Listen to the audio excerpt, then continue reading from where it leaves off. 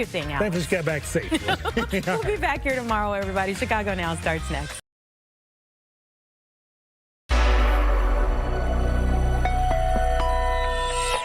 10 o'clock on a cloudy Wednesday. It is a cloudy Wednesday. How are you doing? I'm hanging in there. You are. We were just saying you are a trooper, a champ for Senor Kaplan. Wasn't able to make it in today. Yeah. We're here, but you're also not feeling 100%. We got a few bugs making their way around the station around today. I know, believe me. Through the whole show? No. Yeah, but what have you been working on? I haven't seen you in ages. I've been around, you know, that I'm out live a lot these days, you know, and then I come back and you know, we're like ships in the night, you know, we're pathing, but they got us moving and shaking. It's a big city we got to cover. You were doing something about a movie 5 seconds ago. Yeah, we had the cast of the Super Mario Galaxy movie on the show. We were the Fox 32, the only station in town. They got the chance to sit down with them, and we did so at the Nintendo Museum, which was a lot of fun. And that movie opens today, and it's probably going to be our first $1 billion film of the year, because it's that sweet Venn diagram of kids want to go see this movie. It's brightly colored, and it's 90 minutes, and it moves like that. It's great. But then also, you know, if you're, you know, an adult of a certain age, you grew up in the 80s, grew up in the 90s with your original Nintendo, with your Super Nintendo, and so, you know, there's that nostalgia factor there, and nostalgia is a very powerful feeling.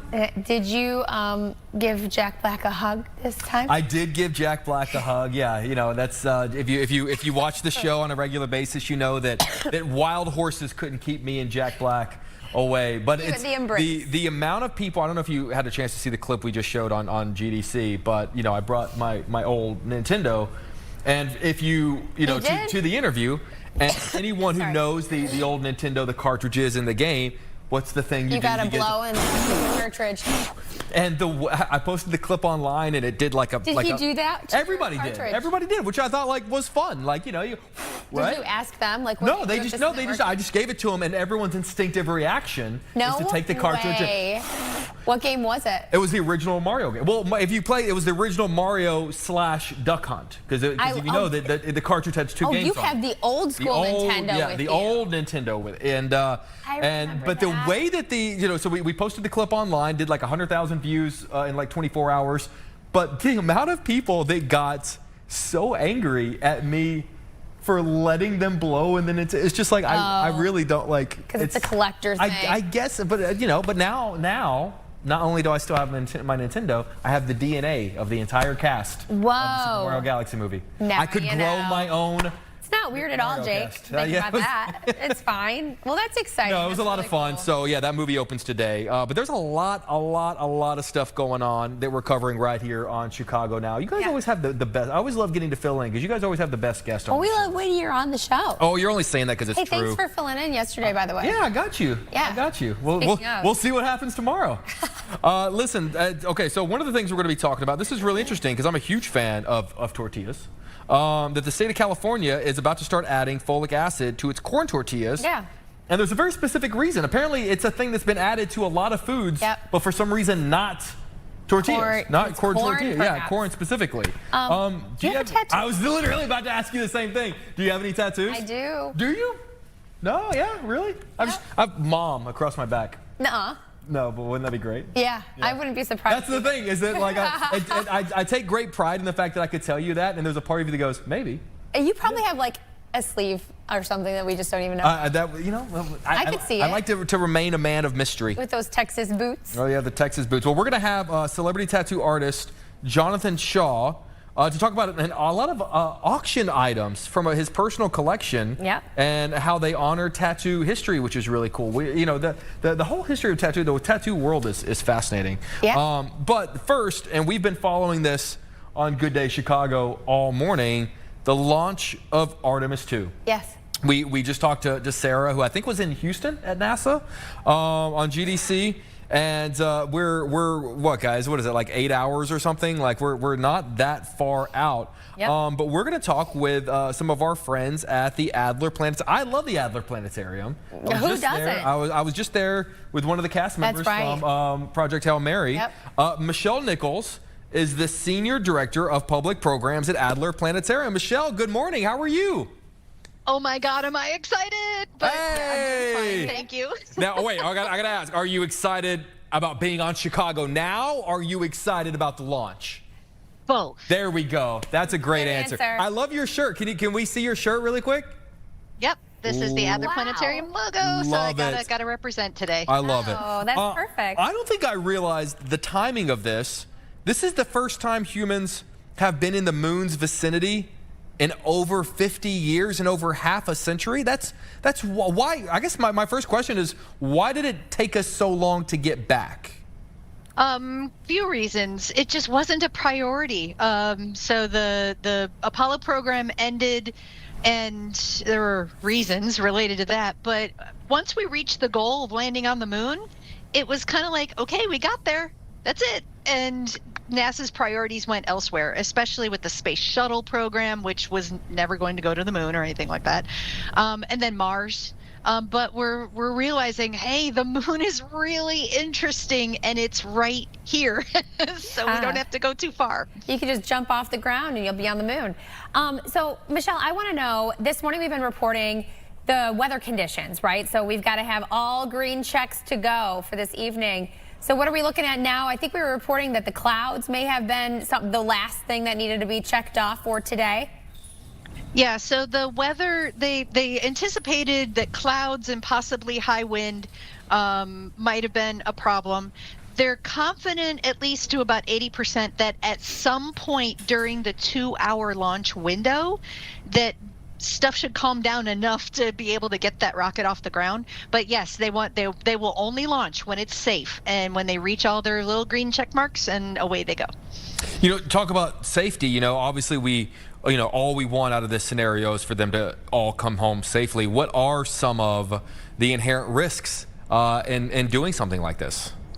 Well, you've got a rocket and a spacecraft that are made of just some amazingly high number of parts and pieces, and so you want to make sure that everything actually works. Whenever you stick a spacecraft on top of a humongous set of tanks of liquid hydrogen and liquid oxygen, there's a bunch of stuff there that could go wrong. But when you're out in space, I mean, space is just dangerous to begin with, and then coming back through the Earth's atmosphere is always there's an inherent danger in that as well. So we can never make space flight 100% safe. Yeah. There's always going to be risk, but they try to mitigate that as much as possible. I would be curious to know the comparisons. You know how they say it's safer to fly than it is to drive. I wonder, you know, we're flying in as an astronaut lands on the list. Michelle, I'm curious, have you heard from these particular astronauts or astronauts in the past getting in their mental space? Because you mentioned how there's a 2-hour window to take off. I feel like if I was one of those astronauts and I was nervous, I would say, I hope it's just a little too windy. We can put it off a little longer. What drives these folks to get up in space and go through all of these risks? Training. So that's the thing that gets them past any of the normal stuff that might cause us to go, no. So they train so much that by the time they get to launch, it's almost like they're on autopilot. I mean, they're not, but they can get past the stuff that would make us all feel really nervous, because we get to see the one launch. They've been training for years, and so that helps a lot. And familiarity with all this, and learning from the engineers and the scientists, going, nope, we gotcha. We tested this as much as we can. Let's get you on top of that rocket, and away we go. Michelle, I've always heard that expression, the comparison, that these days we carry more technology in our pocket than they had in the space shuttles back exactly in the 60s. Obviously, technology has advanced a lot since they initially did it back then. But with newer technology comes, I'd imagine, more potential for other issues. Like, does technology solve all problems, or does it potentially just add newer, different problems? Yeah, basically newer, different problems. So if there is a particularly energetic event on the sun that then results in an impact here on Earth, well, that could affect communication satellites and various other things that, for the most part, we didn't have back in the 60s and early 70s, or at least not to the degree that we have now. Internet access, broadband internet access, satellite internet access, all that stuff. They couldn't even dream of that stuff back then. So there's a whole lot of stuff that we have different vulnerability today than we did then, but it is amazing that they successfully got those Apollo missions to the moon. They had a 50-50 chance of not coming back. And I don't see that number changing necessarily just because we have better technology. We just have different risks now. That's my personal opinion on that. Michelle, I'm curious, who all is going to be there at the launch today? Are folks invited only, to get close? Are family members going to be there to watch their loved one fly into space? What is that experience going to be like today? Yeah. I used to work at Space Camp when there was one outside of Kennedy Space Center, and so I got to see a bunch of launches, including one a little bit closer than most people get to see. But it depends on where you are. And so if you're at where you see the countdown clock, if you're there, that's like VIPs, friends, family, media, that sort of folks. But no one is within about 3 miles of the launch pad, just because it's dangerous to be closer than that. Then a little farther out, you've got folks that are they have special passes to be certain places at Kennedy Space Center. That's where I got to see a launch from, and it was really, really cool. A space shuttle launch back in the day. And then farther out, there are people who are going to be lining the beaches, Cocoa Beach, Titusville, all sorts of places, and along the Florida coastline, because the farther away you are, you still might be able to see the launch after it gets a little higher off the ground. So there's going to be a heck of a lot of people watching this launch. Just depends on where you are and where you're watching from. Michelle, can you sort of explain to us, once they're launched, once they're heading out, what the flight plan is? Because they're basically slingshotting around the moon. Is that right? That's right. So they're going to get into space. Takes about 10 minutes. They're going to go around the Earth for a little while. Then they're going to be on their way to the moon. Takes about 4 days to get from Earth orbit to being around the moon. They're not going to go into moon orbit. They're going to use the gravity of the moon to bend their path and send them back to Earth. And it'll take about 4 days for them to get back, and then they will land. So about 10 days total for all of that. So it's a pretty tight launch and orbiting and landing process. Future missions will probably last longer than this one will. Getting into space in 10 minutes is just boggling my brain. Yeah, when she said that, I was like, wow, that's just 10 minutes to be in space. Yeah, wild. We can't even get on the Kennedy in 10 minutes. That's what I'm saying. Get out of the garage in 10 minutes. So what is the landing experience going to be like? What can we expect that day? What are they coming down in? Where are they landing at? So the spacecraft will come into Earth's atmosphere, and they're going to land off the coast of San Diego. So they're going to land in the Pacific Ocean. At least that's the targeted landing location. That landing location could shift a bit depending on the ocean conditions and the wind conditions and all that. So they could make a change if they needed to for landing, because they're going to be using a heat shield on the spacecraft to slow them down, and then parachutes will come out. So you want to make sure it's not too windy so that your spacecraft can land, and then you don't actually want to be landing in big, humongous, giant waves either. Then your spacecraft is bobbing in the ocean for a while. So they'll find us a good spot for them to come down in that's safe. You mentioned future missions a little while ago. To what degree is this mission a springboard? Are people watching this to see what we have the potential to do in the future? And what specifically are the missions that this one might springboard us toward?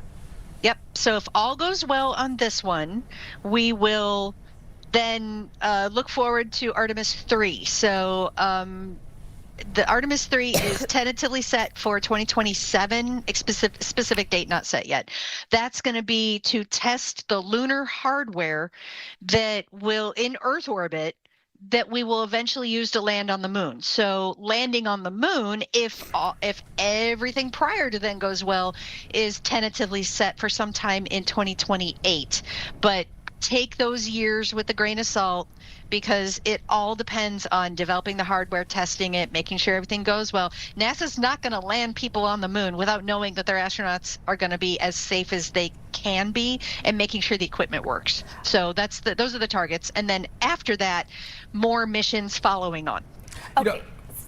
I was really quick before you, Joe. Sure, I was just going to say, by no means do I want to knock landing on the moon, but my parents got to see that in their lifetime, and I was really hoping in my lifetime I'd get to see landing on Mars. Like, what is our time frame for? I'm not trying to put the cart before the horse, but am I gonna? I'm almost 40 years old. Am I gonna get to see a Mars? I need a definitive answer right now, Michelle. Yeah, it's, for my entire professional career, Mars has been 30 years in the future. 30 years ago, we did an educational project here at the Adler called the Mars Millennium Project. Mm-hmm. And we had kids figure out, hey, thinking 30 years in the future, in 1999 to 2029, or 2030, what's it going to look like for a Mars colony base landing location? What's it going to be like? And we are now almost 30 years later, and it's hard to say, because we need to get back to landing people on another world just in general, and redo a bunch of those skills, and use the advanced technology we have. The great thing is we've been learning about Mars all along, so we can use what we know about that to potentially land people. As for when exactly it will happen, it's really hard to say. But there's a lot that we still need to get past in order to even start thinking about Mars. Okay, so we're slingshotting around the moon, but there has to be some data that they're looking for on that dark side of the moon. So what exactly are they going to be sending out, and details that they're expected to bring back? Yeah, so we're going to see what it's like to be in lunar vicinity, because that's something that most of the people alive have not actually seen. They're going to be doing some test flying, some proximity flying, I guess you could say, with a portion of the rocket along the way. So they aren't gonna dock with it, but they'll at least move around it and do some test flying, learn those skills, see how that does. And so learning about the moon itself we always want to do that. So taking pictures, data, that sort of thing. So there's a lot to do. It's not just going to be hanging out for 4 days and wait for the moon to appear in your window. Marathon. Right. Yeah, exactly. Are we going to be able to? I'd imagine, obviously, we're going to be able to watch the launch a little bit later this afternoon. But you mentioned this is a couple of days worth of a journey. Are we going to be able to follow along with them? Is there a way we're going to be able to? I'd imagine the Wi-Fi signal isn't strong on the dark side of the moon. Like, what's our ability to sort of be able to just stream what's going on at home? Yeah, so NASA is going to have updates every single day. They will stream as much as they can on the NASA website. So go to nasa.gov, and it'll be linked right on the main page. So they're streaming rocket preparations now. Sometimes they're looking into the Launch Control Center. So as much as they can, and if it isn't a live broadcast from the spacecraft, it'll be taped. And so as much as they possibly can do, they want to get the word out about this. So yeah, stay tuned for a lot more on the NASA website. Michelle, I know it's spring break for a lot of kiddos. What exactly does the Adler have going on to celebrate today and this upcoming week as we keep track of the Artemis? So much moon stuff. So we're going to start our launch watch party, if all goes well, at 4 o'clock this afternoon in our Adler Cafe. Space is limited. We're not releasing tickets or anything. It's just first come, first served. So if that fills up, folks are definitely able to watch online. So they can come down. We have our Imagine the Moon Planetarium show, our Pink Floyd Dark Side of the Moon Planetarium show. We have lots of moon activities going on the floor, and all this is happening not just tonight starting at 4. We're open from 4 to 10. It is Illinois Resident Discount Day this evening, so get your Illinois resident free general admission tickets. And the rest of the week we're doing spring break activities, so come do a lot of moon stuff with us. If you can join us tonight, awesome. If not, we'll see you sometime this week. It's always fun at the Adler. Love it. Michelle, before we let you go, I always love asking experts about their favorite genre movie. I was just in Adler a couple of days ago with one of the stars of Project Hail Mary. What is your favorite space movie of all time? Oh gosh, it is always going to be Star Wars. I was 4 years old when the original came out. I remember the experience. Everybody cheered when the Death Star exploded. I vividly remember that, and that's what set me on the path toward space and science is science fiction. I love so it. I love it. But you know Thanks, what? You don't have to Michelle. go to a galaxy far, far away. All you got to do is go to the Adler. That's right. See that? You see that tie-in? You like that? 4 years of college, you'd never know it. Michelle Nichols, Senior Director of Public Programs at the Adler Planetarium. We could fill the entire hour with you. Yeah. You're an amazing guest, and we look forward to all of us being able to follow this journey together. Thank you for your time. Have Thank fun. you so much. Great night ahead. My favorite space movie. Tell me. What's the one that has Groot, that little tree character? Oh, Guardians of the Galaxy. That one. Yeah. It is so funny. That's so With great. the raccoon. Yeah, do you like Big Groot or you like Baby Groot? Oh, baby. Baby, everyone likes Baby Groot. Do you like the big Groot better? I mean, yeah, you know.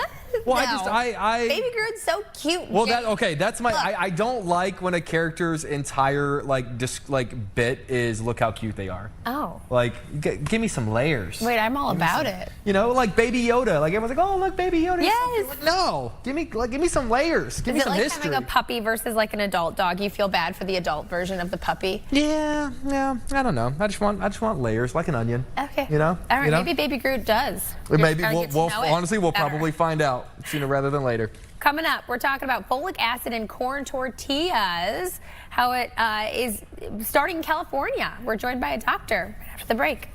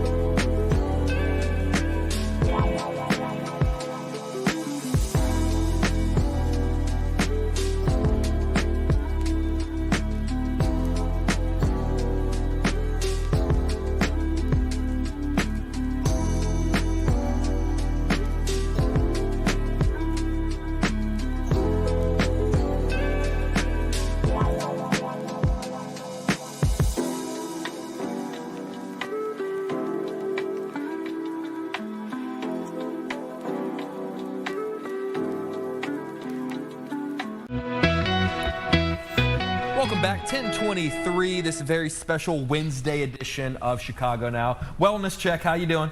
We got the Kleenex now. You're we good. got some. You're good. You know, liquid. you are a champion. You're a champion, Jake. No, I get to be. This is You're easy. sitting This is the next best. to me. I don't know if it's a good thing. I got you. We'll be all right. Scooch over. I take vitamins. All right. This is really interesting. For nearly 30 years, the U.S. has actually required folic acid to be added to wheat flour, and it's in an effort to prevent birth defects. Yeah.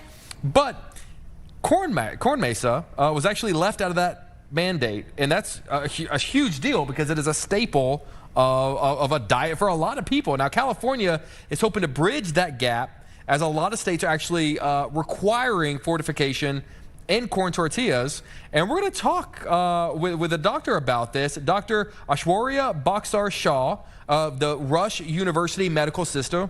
Doctor, thank you so much for this. Is such a fascinating topic. Thank you for taking the time. Yeah, no problem. And, this is something I'm super passionate about because it directly affects a lot of the patients that I'm working with. I want to kind of go back to the beginning of when this all started to happen, when the U.S. was requiring folic acid to be added to wheat flour. Why was the corn mesa, why was that left out? Back then, the Latino population wasn't as prevalent as they are now. And that's kind of why corn mesa flour got left out of that huge mandate. Now that we have a growing Latino population that really relies on this kind of fortification to get the vitamins they need, now people are becoming more aware of it. And it's kind of now being studied as far as, adding it to the corn mesa flour. Can we take it even one step further back? When did we realize that folic acid would help with birth defects and we were missing it from our diet? And also, how did we get to the point of putting it into flour? Because I feel like that's a big move. Yeah. So folic acid has always kind of been known to be a vitamin essential for important processes in your body, like making new cells, red blood cell production, and especially in women that are pregnant or women looking to be pregnant for brain and nervous system development. So it's been shown that if women are deficient in the folic acid or folate in their body, then oftentimes the baby ends up with these neural tube defects, which are problems with the brain, the spine, and the spinal cord. So more and more research has gone on, and in order to provide people with enough of that vitamin B9 is what folic acid is, we're now fortifying it in foods that they get available at the grocery store. Sometimes people are not able to afford prenatal care, and they're not able to afford fresh green vegetables that naturally contain the vitamin B9. So that's why it's super important that foods such as bread, rice, cereals, things that we have in our pantry that we reach for commonly have this vitamin B9 in it.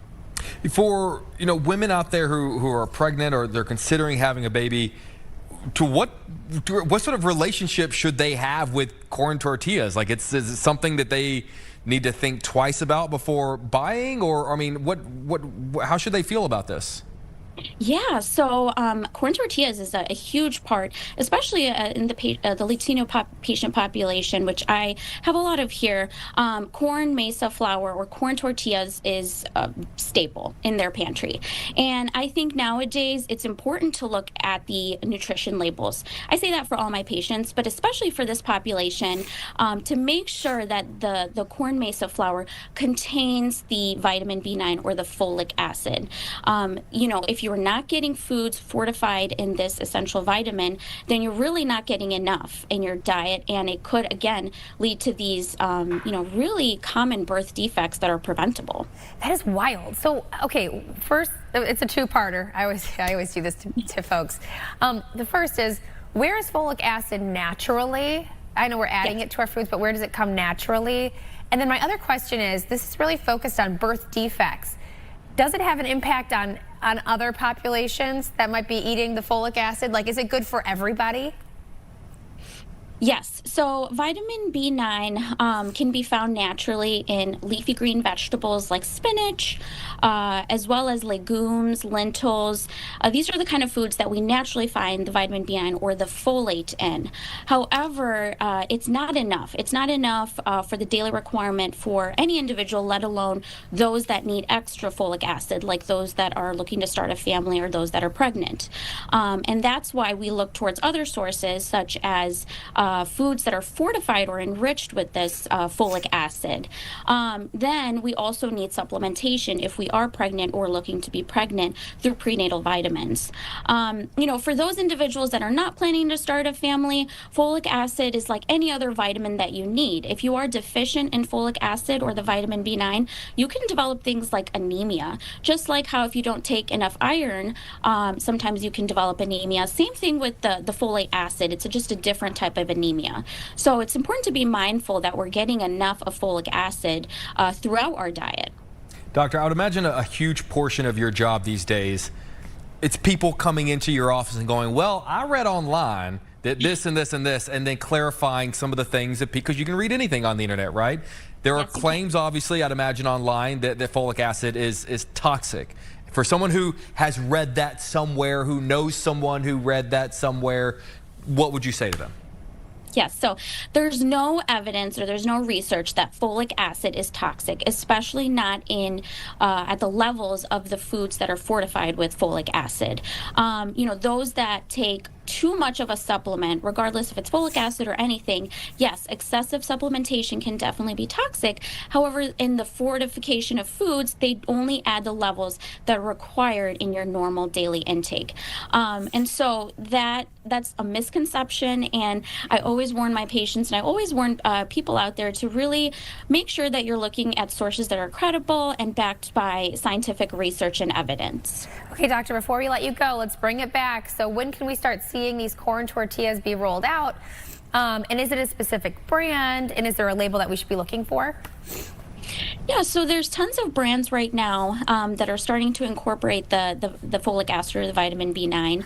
I'm not really sure of specific ones, but make sure whenever you're in the grocery store to look at those labels and make sure that they contain enough folic acid in it. Slowly, states are starting to roll out this as public health awareness is becoming more prevalent as far as folic acid needs in people that are starting a family. So I think it's a great move for public health, and I hope Illinois starts looking into this a little bit more. Dr. Aishwarya Baksar Shah, Rush University Medical System. Fascinating conversation. Thank you for taking the time to break it down for us. We appreciate you. No problem at all. Thank you. Thank you. All right, coming up, we're going to learn more about Caitlin's tattoos. I didn't know. I didn't know. Legendary tattoo artist Jonathan Shaw's personal collection of items related to tattoo history is going on the auction block. We'll tell you more when we come back.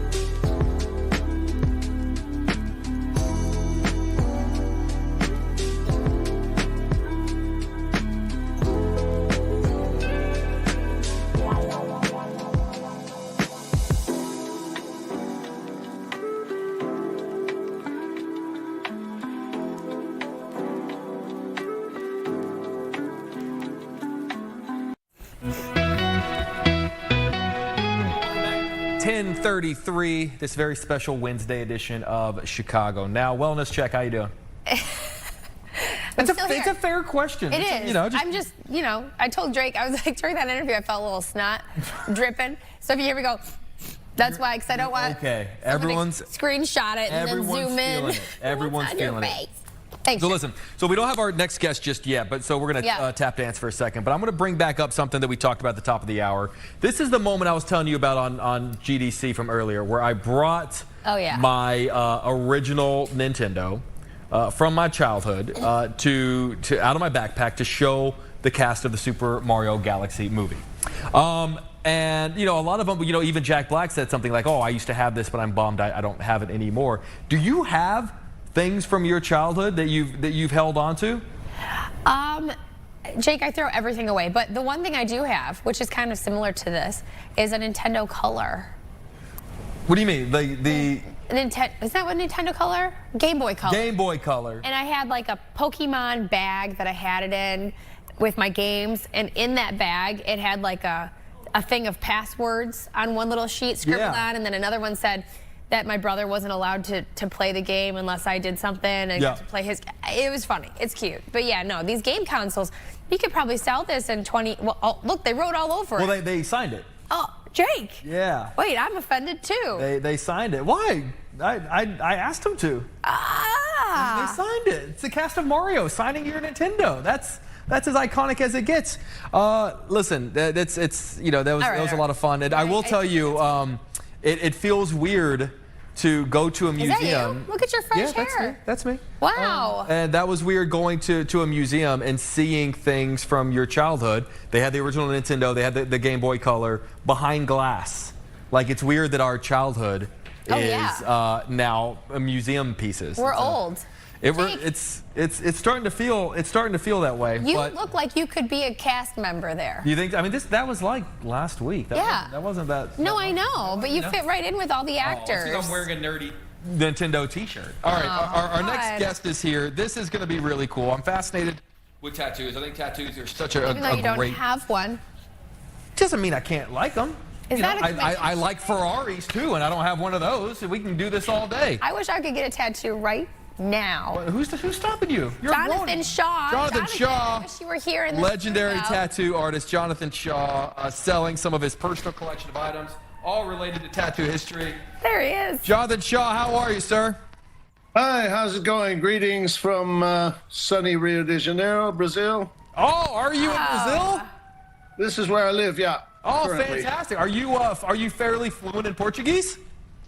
Well, I'm Brazilian, so yeah. That would make sense. Yes would be the appropriate answer to that question. This is fantastic. I love Rio. I've been to Rio a couple of times. Rio's amazing. Tell us a little bit about some of the items that are in your collection. I'm trying to hear you. The volume's not great, but sorry, could you run that by me again? No worries. I was just wondering if you could tell us a little bit about some of the items that are going to be up for auction. Well, this collection of antique tattoo flash, I started tattooing back in the mid 70s, and back then it was a whole different kind of deal. It wasn't super popular like it is today, and I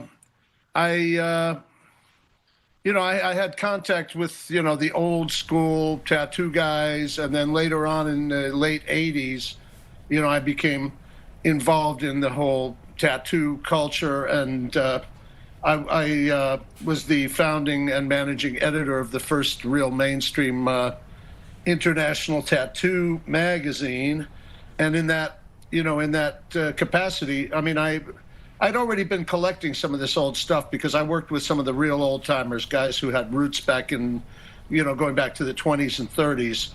Those were the guys that were around when I first started out. So, I was working with guys like Bob Shaw and Colonel Todd and Paul Rogers and guys like that. So I got to know all these old guys. And back then I had a real love for the old tattoo flash that was on the walls in these tattoo shops back then. And that's really all there was. There was just a very set standard of iconography for tattooing, and it was basically old school sailor type stuff. Tattooing wasn't super popular in the mainstream at all.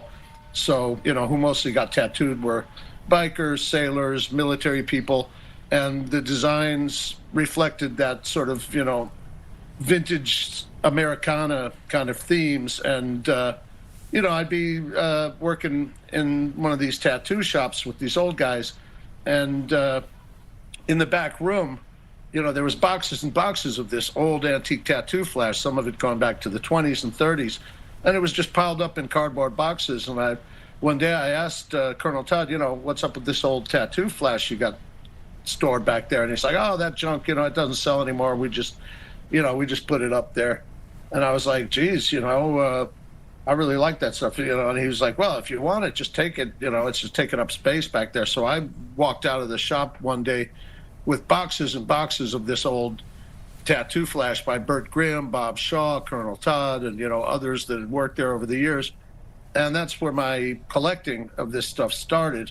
And then later on in the 80s, when I became kind of real involved with the sort of more cutting edge tattoo community thing, and I was the managing editor of this big tattoo magazine, I started going around the country and around the world and interviewing mostly like old school tattoo artists to introduce, the roots of tattooing to the younger generations that were coming up behind people like me and Ed Hardy. And so, I got to interact with a lot of these old scab vendors back then. And, they had the same thing. They had back rooms full of all their old Tattoo Flash that they didn't use anymore because it wasn't selling to a more sort of modern clientele. So I started collecting this stuff from all these guys. Sometimes they, I'd pay a couple $100 for a box of it, or other times, they just give it to me. And this was, back in the late 70s, early 80s into the 90s, and I just kept collecting this stuff, because I loved it. But I also knew that someday I'd be sitting on a treasure trove of Americana, because I could see into the future of tattooing from my position, knowing the old school guys, interacting with a lot of the new people. I could see where this was going, and there was little wheels going around in my head saying, someday this stuff is going to be highly prized. It's going to be highly valued, highly collectible. I never thought of selling it. I just collected it because I loved it. But then as my life took different turns and I started traveling around the world and moved back to Brazil, this stuff was, we published a few books. I published several books, coffee table art books with this material. And those books became very popular among sort of new generations of tattoo artists. I mean, literally now, if you go to pretty much any tattoo shop in the world, you'll find these books of mine, big, colorful coffee table art books that, are called Vintage Tattoo Flash or Truly Vintage, different publishers I worked with, and we put these books out and sold them mostly within the tattoo community. And now you go to any tattoo shop in the world pretty much, and you'll find in their library they have copies of these books.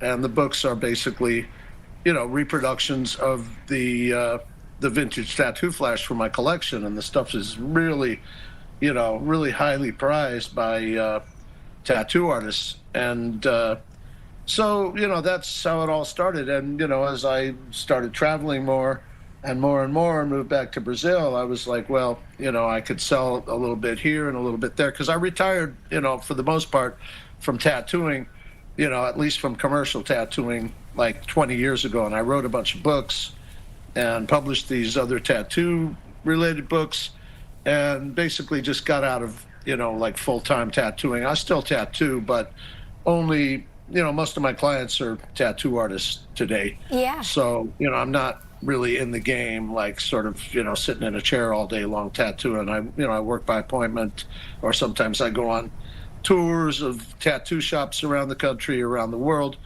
by invitation. And, like I say, most of my clients today are tattoo artists, and mostly tattoo artists who have been in the game for, more than 20 years. Sometimes, people from my own generation who know who I am and know what style I've innovated in the tattoo industry. And so, that's pretty much how it goes. And so this Tattoo Flash, it's just been, we had some ideas of trying to start a museum, but that didn't go through. And, a tattoo museum with this flash, and, none of that really happened. And then I just started selling little bits and pieces of it to just sort of support myself as I, live this sort of other lifestyle where I'm not tattooing full time. I'm mostly involved in painting, making artwork for, for gallery shows, and writing books.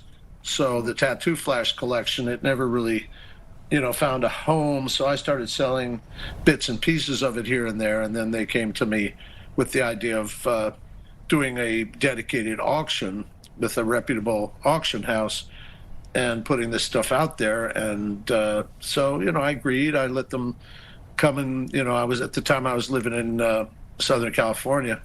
I was actually living at Johnny Depp's estate out there, and I had all the flash sort of stored there in in an air-conditioned space, climate-controlled space. And so one of the guys from Potter came out there and went over the flash collection with me for a few days, and we compiled a selection of some of the real gems in the collection for them to take back and put into this auction. I mean, the material that's in the auction still only represents like the tip of the iceberg of what's what the full collection contains, but I think it's a pretty good representation of some really valuable museum quality stuff. So this is the first time I've really put this stuff out there in this kind of a context where it's actually available for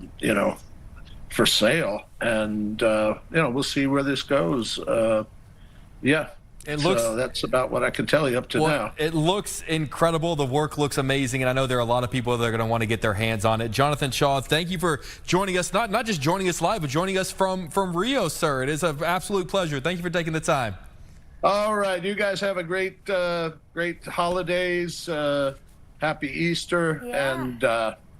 And I'll see you when I see you. Yes, sir. We'll see you. Look at your auction. We'll see you. All right, thanks. Some of that stuff looked great. Yeah, beautiful. Yeah, really great Once old work. becomes new, it's like the retro is really cool. Yeah, and the sailor tattoos, so fun. I mean, him being friends with Johnny Depp makes sense because Depp has obviously his tattoos all over the place. I think he really does have the real Jack Sparrow tattoo on his arm. Oh, if you could get one tattoo, what would it be? Have you thought about it? I know you've considered it. I've always liked the idea of doing something with like Daenerys' paw print or something. Oh yeah, I've always thought that'd be kind of a cool thing. How about like my face? My face on your back instead of mom. Chicago Now rolls on. We'll be right back. That's what you do when...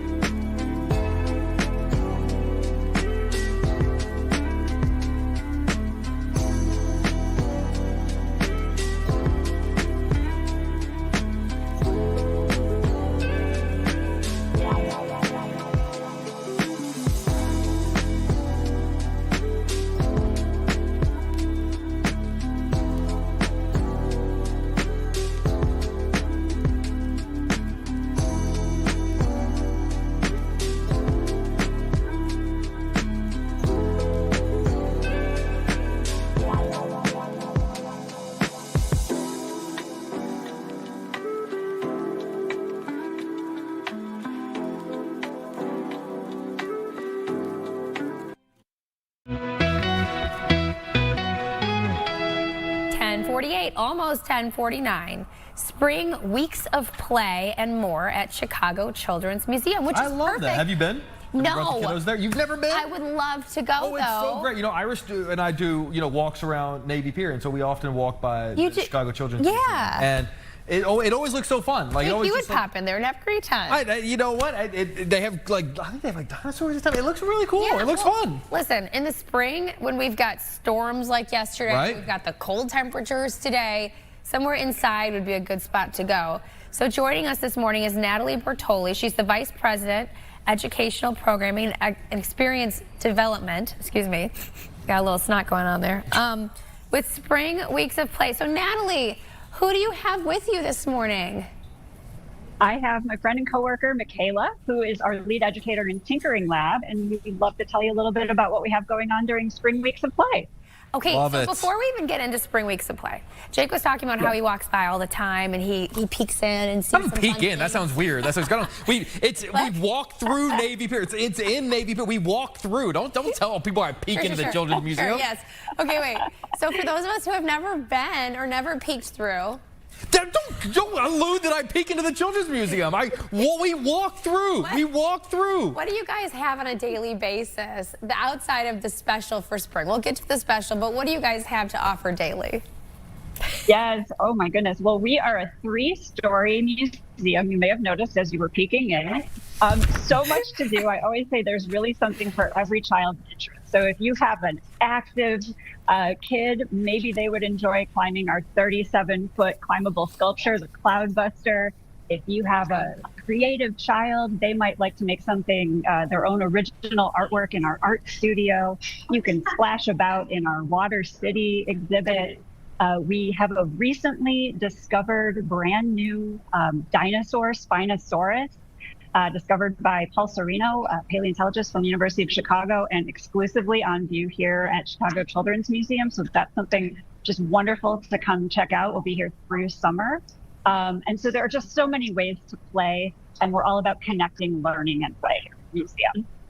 And you know, there are so many museums out there that are all about look but don't touch, you know, and those are tough to bring kids to and tell them, okay, keep your hands to yourself and don't. What I love about you guys is that it's all about interactivity. It's all about, you know, get out there, touch these things, drop down this pole, put this art piece together. I mean, how important is that when you're dealing with kids to just let them be kids, even though it is, you know, a museum? Oh, 100%. You said it, and I'm so glad. I mean, we are an absolutely hands-on experience. We encourage children to explore this world we have in the museum through every sense that they have, to put their hands on everything, to make things, to talk to one another, to look closely at things. So again, just really learning with their whole body. Okay, so let's talk about spring weeks, because I'm sure many folks are watching right now that go to your museum all the time and they want to know what's happening for this spring special event. As we are in the midst of our spring weeks of play, and what we've been doing is having daily dress-up days, so spirit days, where each day has a different theme, and we're inviting families to come to the museum dressed up in that theme to really be part of something special for them. And then we have activities that align with those things. So we've had like favorite color day, favorite sports team day with field day activities. And today, as you might notice from Michaela and I, it is favorite animal day. So inviting families to come dressed as their favorite animals, and we'll have different theme days coming as well. Here we're sitting in our Tinkering Lab, which is a maker and engineering space where families are really constructing their own creations. And this ties into our dress up days too, because our current focus is called Ready to Wear. And so if you didn't come to the museum dressed up, or you want to add something to your look, this is a place where you can make your own wearable creation. And Michaela actually has a couple of examples of the types of things families have been making in this space. All right, well, let's see it. We get to build with all kinds of different recycled materials in this room, primarily cardboard, plastic, fabric. We're very fabric heavy right now during our run of Ready to Wear. I have a few things that some other kids have made. We've got this really fun, like 3D kind of VR headset. We've been hanging out on our shelves for weeks to give our new friends some inspiration. This was made just yesterday. A nice little purse bag that you can wear on their arm. I love it because it has like a little pocket for your phone in the back. It's got pockets up front, and then your main pocket in the middle. Thinking of spring, we have a nice little like gardening hat, something made this weekend. I think that would look really hats good are on you. always a big one because they're fun because they can be functional, like a gardening hat, or a little like birthday party hat that even says "Happy Birthday" on it on the side. How fun I is love this? this. Because we were thinking, obviously, the focus of the museum is for children, but obviously they're being brought there by an adult, by mom, by dad, by babysitter, or whatever the case may be. So I love that there's kind of something for everybody there. It kind of feels like, you mentioned when the family comes out, it's the family that's going out, and it shouldn't be an experience where the kids are having a great time while the parents are sitting there awkwardly, scrolling on their phone. It kind of feels like everyone's getting involved. Everyone gets in on the action, and it's so incredible too when we see grown-ups engaging with their own creativity, making things in our tinkering lab, creating their own art, and really being part of the experience. Families are really learning together here. These babies, I'm seeing pictures. We're running through some photos from the museum, and I'm seeing kids as young as 1, all through elementary school. Are there different areas for different age groups if someone wants to come visit, or can they just kind of walk through and explore the whole place for all ages?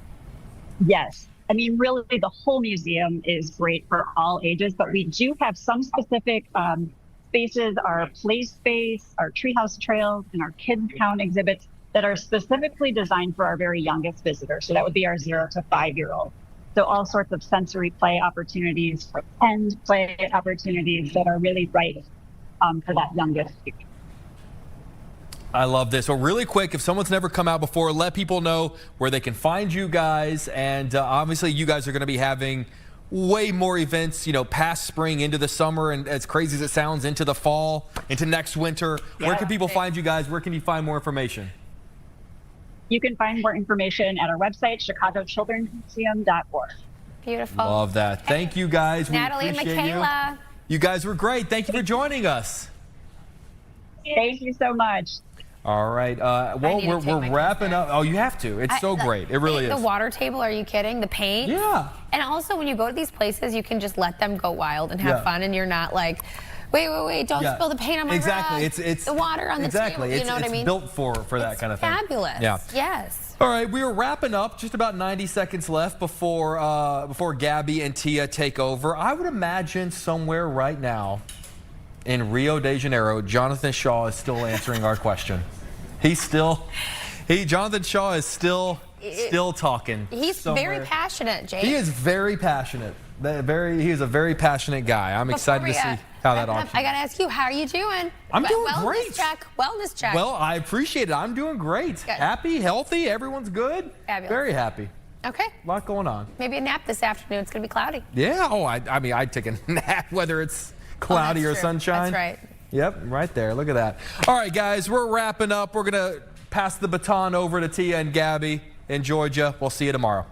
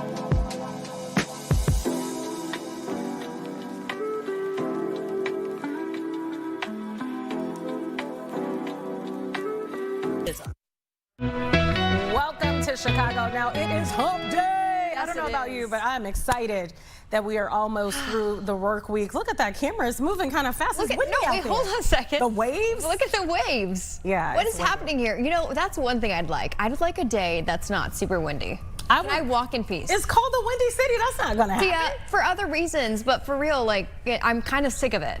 Yeah, also, you're right. Did you see my dealer coming in? Your dealer? My Girl Scout cookie dealer. Oh, okay, because that didn't sound right.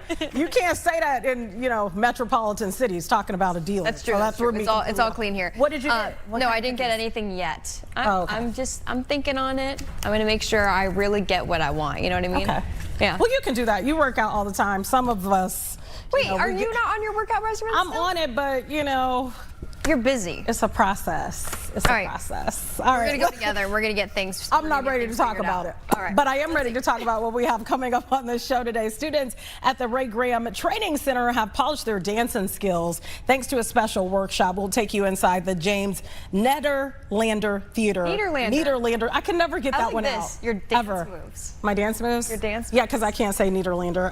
And Chicago's Major League Rugby franchise, the Chicago Hounds, are getting ready to kick off their 2026 season. We're actually talking with the team to get a preview of what you can expect this season. But first, we got something really good. Yeah, this is kind of like a dance-themed show. I know. I wish we could get up and actually, dance. Believe it or not, the rugby team also has a dance tie to it, and we're going to get to that in a second. But it's a Giordano Dance Chicago Day, which makes it the perfect time to learn about some jazz dance performances that are coming up with the company. You're getting a preview right now. We're talking more about it with Nan Giordano, GDC Artistic Director, and Cesar Salinas, GDC Associate Artistic Director. Thank you guys so much for being here. Thank you for having us. Thank you so much for having us. Of course. Okay, let's talk about this special day.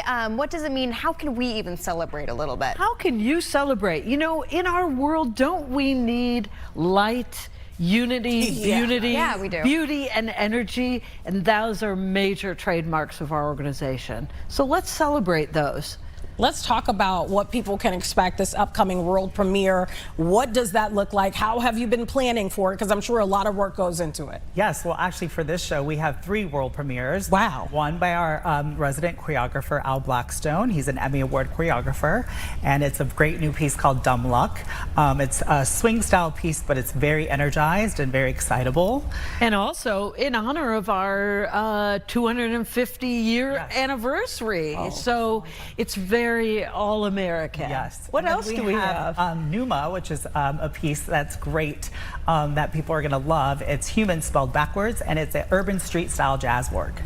Oh, I love it. Okay, I want to talk with you, Nan. And don't forget Mike Minery. Oh, yes. One more. Oh, yes, we have one more. Mike Minery, the Executive Convention Director of Dance One, who we have a partnership with, is not only choreographing a piece, he is coming to the stage and dancing in a tap duet. And so the show really represents so many different voices and very a wide variety of what jazz dance is. Wow, how special is this? I mean, like, there's a rich history in Chicago when it comes to jazz dancing, including with your own father, too. Can you tell us a little bit about the history of your dance company? Absolutely. Well, we are currently celebrating 63 years. Wow. And, you know, that's quite a feat in itself for a not-for-profit organization, or really any organization. And we're not just status quo. We're always elevating, trying to do things different, better. We've been in 28 countries and over 1,400 cities around the world. So we do what we do right here in Chicago, but we bring it not only in our own city, around the world. And this is Nan's 41 year at the helm. Whoa, congratulations. Thank you. You don't look a day over 30, really. I like that. Thank you so much. So that's really shocking. Well, you know what? It's the energy that in which I live and work. And that's the secret. Yeah. I think so. It always makes a difference. You both were company dancers, correct? Yes. Tell us about how, like, you probably can make an even easier connection with some of the actual dancers who are practicing right now. Is that correct? Yes. Absolutely. You know, Cesar started at 19. And he is celebrating 23 years? years that have been part of this. We got to start dancing. Yeah. That's right. That's the secret sauce. Yeah, That looks so wait a second. So how do you guys have such great skin? All right. Well, that's another offline topic. Okay. But one of the things that always drew me to Giordano and GDC is the sense of home. And Gus always created that, and Nan now honors that and pushes that forward. We do. It's Yes, a team. But you have really been spearheading that for a long time. And so, that's what keeps people here and wanting to be a part of something bigger than them. And so that's what I am now doing, is helping to shape the next generation of dancers, just like Nan did for me. I'm curious, you started at 19. Had you been training prior to that? And when people come to your dance company, do they have to already have some form of formal training in dance? Yes, because we're a professional dance company, you definitely have to have, a background in dance. All of our dancers have a degree in dance, and so we really look for that because it shapes them into who we want them to be.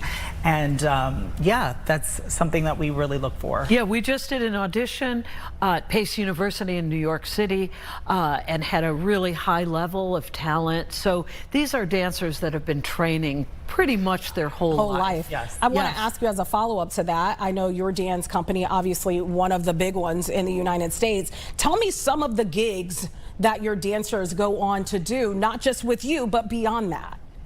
Oh, well, we've had dancers alongside Beyonce, as a backup dancer. We have had... Some of them open up their own companies and studios, as well as teach at major universities all over the world. Yeah, our dance community is filled with former dancers that have actually gone on their own path, which we support. There's room for all of us, and that's really a testament, I think, to our organization, that they do go out and start their own company or own.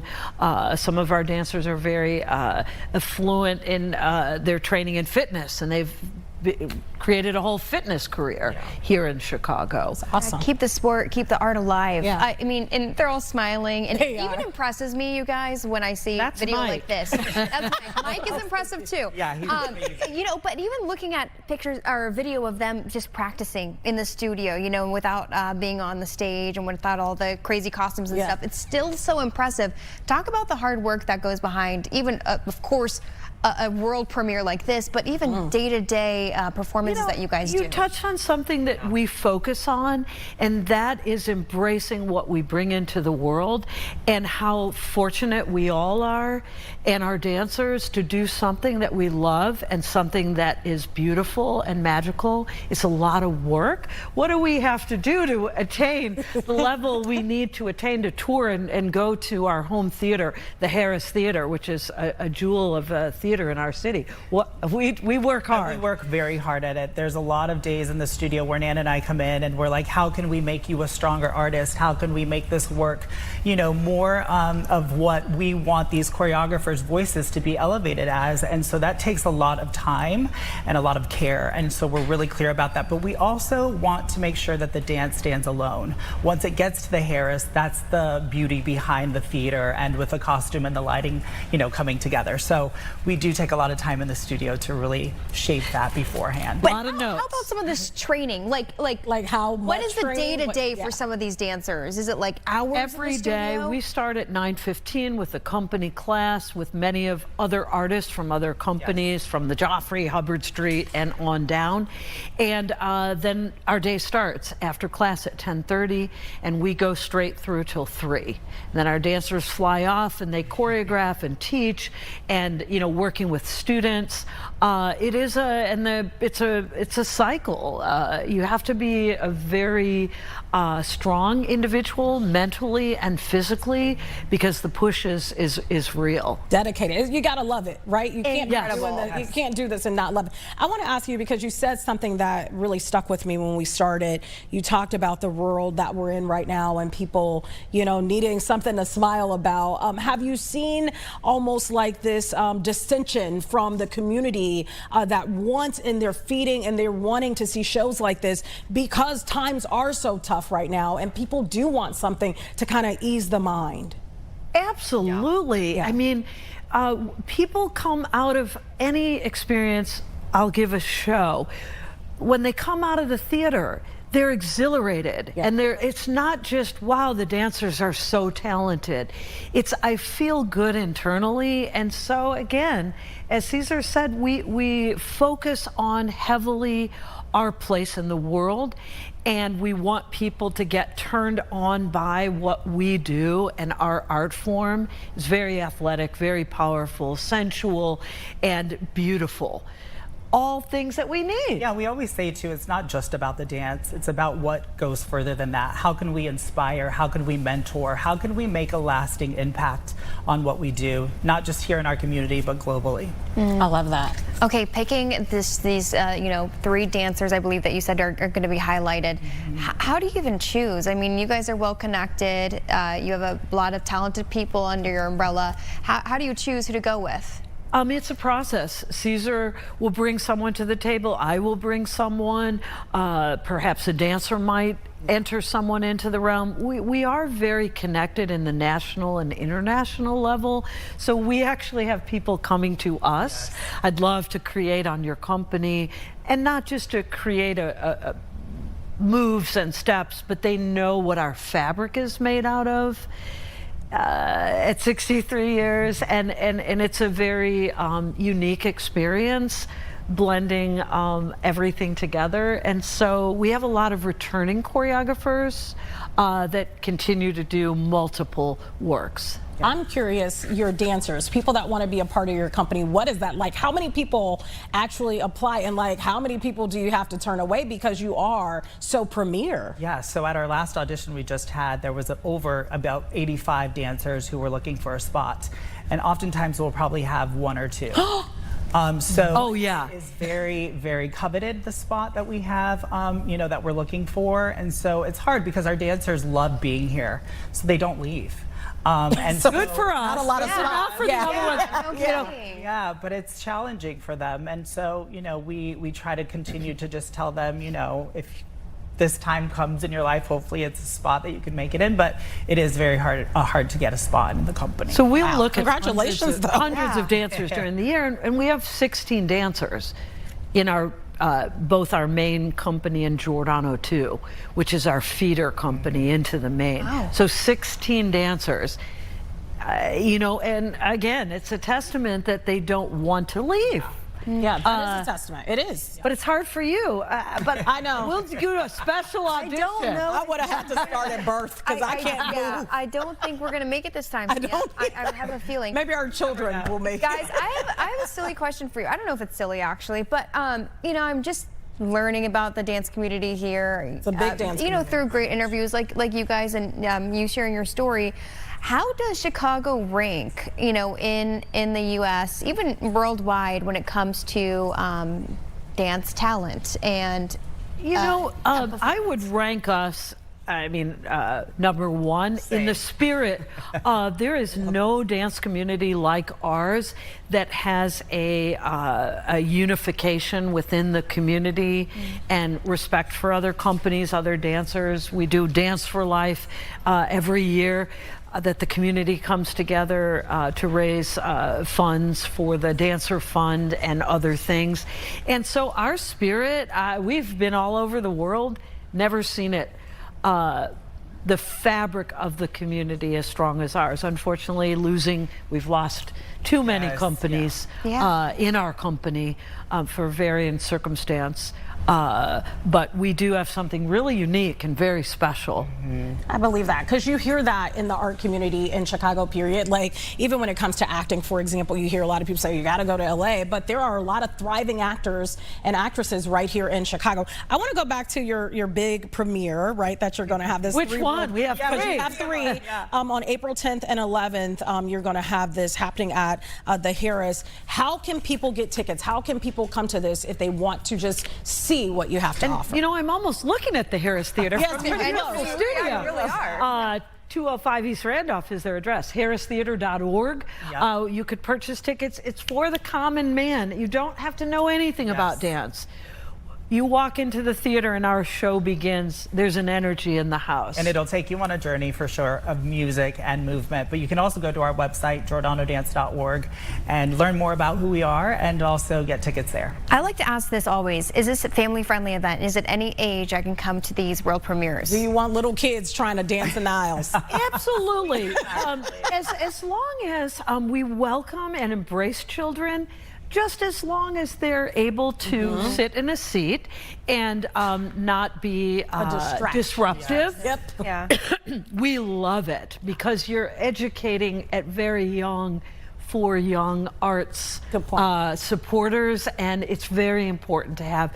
We do bring we do a huge free ticket program. We have hundreds of free tickets that we're giving. Our list is long, from underserved communities to our Chicago Dance Company partners, which we give free. I'm happy that you're doing that because I hear so many times from people in the city of Chicago, especially youth, they say, you know, I live on this side of town and I've never gone past this street, you know, so they don't know, you know, what's outside of their 4 blocks maybe that they live on. Even they know how valuable something like this is, but times are tough. People sometimes they're tough, and to take a family to the theater with parking and tickets and expense, it's a lot of money.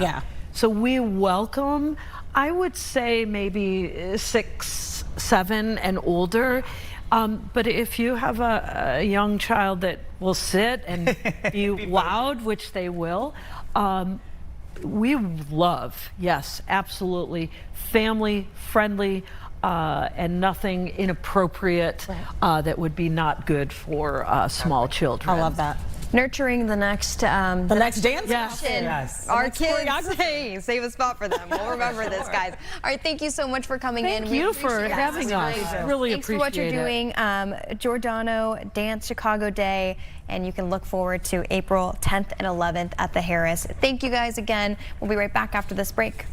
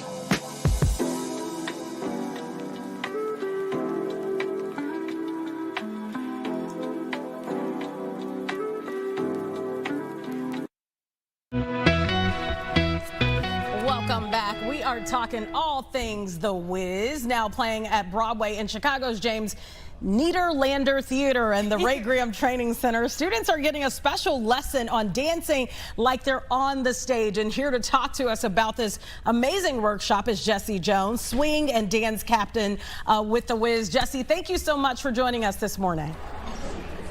Thank you for having me. Okay, I gotta ask. Ooh, thank you for having me. That was a deep voice. I wasn't expecting that, Jesse. It's professional mode. I got to ask you, when it comes to, The Wiz, I've seen the show a couple of times now, and the choreography is unmatched. How can anybody learn any of those moves? We had an amazing 5 weeks with the choreographer Jaquel Knight and the associate choreographer Ashley Selden, and we were in rehearsals for about 8 to 9 hours a day until we got it down. Wow. Jesse, also being swing, you have to literally learn all of this, and what a swing does, dance captain does. So as a swing, I know all of the ensemble tracks, so 14 different tracks I know, and I need to be ready to go into the show with a drop of a dime. But then as the dance captain, I have to know all the choreography for the whole show. So I know what everybody does at any moment, at any time. And there has been many a times where I've been dropped into the show last minute. It's just been like, tag, you're in. Oh my goodness. And you also can keep people accountable too, Jesse. You know when someone messes up and they're probably looking straight at you. Just kidding. I got to ask you, I can hear the vibrant voices in the background, which lets me know there are students in the building. Tell me about the workshop today and who those students are and what they got a chance to learn. The workshop today was amazing. We had about 30 to 45 students come in, and we learned a little bit of the choreography from the show from Ease On Down the Road. They came in with open hearts, open minds, smiles, and we just had a joyous event. And the experience that I got from them showing me what they can do, I learned from them, they learned from me, and it's something I won't forget ever in my life. Okay, Jesse, I know that you're kind of in a, tight little frame here, but like, what kind of movements are we talking? Can you give us like a little sneak peek of what those students learned today? Are you able to move just a little bit for us? Of course, I think I can. So the theme is think of like drum majors. So we were like, ease on down the road. Come on, ease on down the road. Don't you carry nothing that might be a load. Come on, ease on down the road. Yeah, I'm out of breath. I'm out of breath. I got it, Jesse. I got it. Bring me some water, please. That's all I needed. Have you done this before with students, this kind of dance workshop? If you have, what are usually their reactions? Are they open to it? Are they hesitant to try some of these moves, embarrassed? I think from the start, they're always a little hesitant because it's like, dance, it's my body. Am I aware of what my body does? And then about 5 minutes in, when the music starts, I'm being fun with them, I'm being playful. They go, oh gosh, this is a safe space. Let's just have some fun. And then everybody just opens up and it's like, okay, let's do this. Dance is nothing but an exploration of the body and expressing joy through it. I want to ask you because, Jesse, I know we were just talking with another group here talking about the importance of dance and performing. And there are a lot of young people out there that never get the chance to maybe take a dance lesson. Maybe they're interested in dance, but maybe their parents can't afford it. What is that like for you to be able to give the gift of dance, something that you obviously have made a passion out of and you take so seriously that you made a career out of it, being able to give that to someone else that may never have an opportunity to meet someone like a Jesse Jones? I think it's anybody's responsibility to always give back to the younger generation. I wouldn't be where I am at if I didn't have people that help tutor me, that help guide me, that help lift me up. So it's important for me to help lift up the next group. Without that, what world are we living in?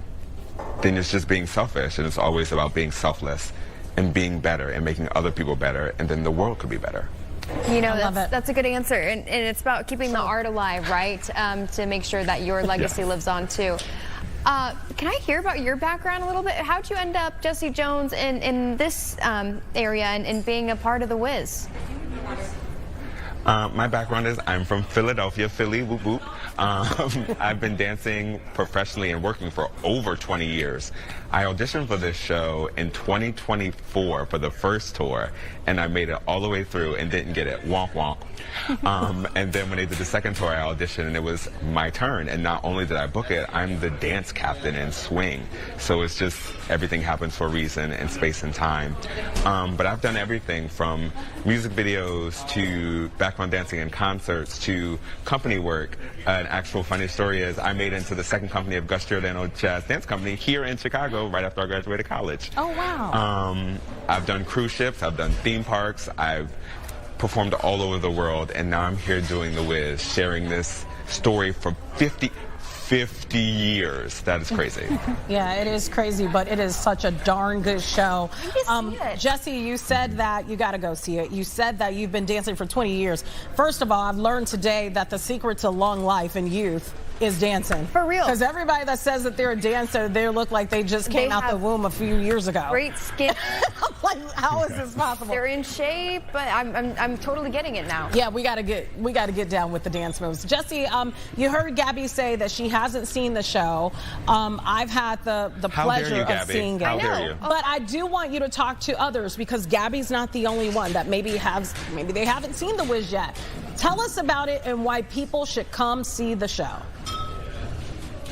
So The Wiz is just another retelling of the classic story of The Wizard of Oz, but this time we're including R&B music, gospel music, jazz, hip-hop.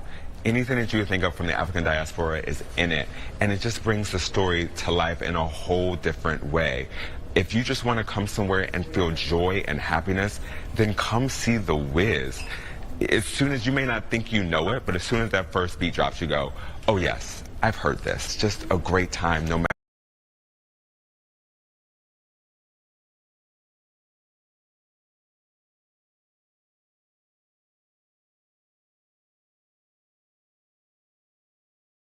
what generation, whether you're a grandparent, whether you're a child, or whether you're just a parent.